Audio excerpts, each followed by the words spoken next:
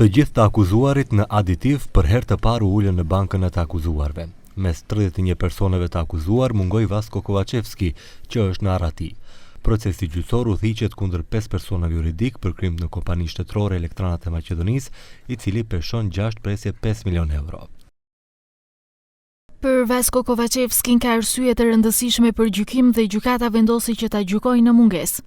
E bie Kovacevskit me autorizim të noterit angazhoi avokat për baban e saj, i cili kërkoi prolongim të seancës së sotme gjyqësore për shkak se nuk ishte i njoftuar me provat.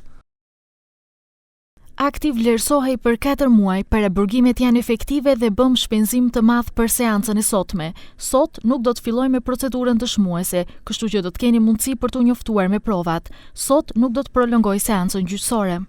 Të gjithë të akuzuarit thanë se nuk ndjejnë faj. Sipas prokurisë, të akuzuarit përmes riregjistrimit të kompanive dhe kontratave mes operatorëve ekonomik kanë kurdisur tender për blerjen e aditivave për qymyr për nevojat e TEC Manastirit dhe TEC Oslome.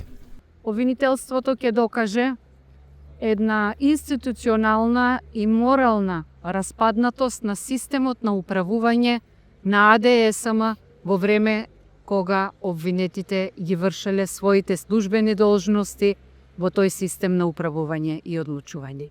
Секако ќе докажеме во секој еден дел од обвинението дека обвинетите се организирале во злосторничко здружување со цел вршење на кривичните дела од членот 275В, 353 и секако кривичното дело 273, кое ще се однесува на перење пари.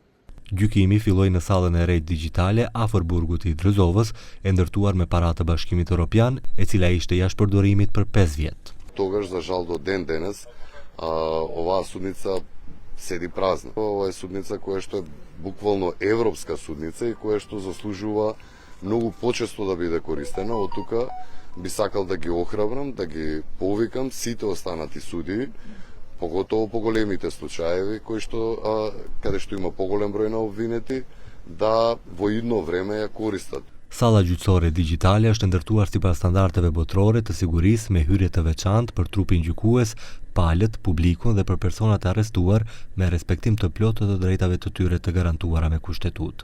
Kjo, siç u tha atëherë, mundëson panshmëri në veprimin e gjykatës dhe do të kontribuojë në uljen e shpenzimeve për transport dhe sigurim të personave të arrestuar nga reparti i paraburgimit deri në godinën e gjykatës penale.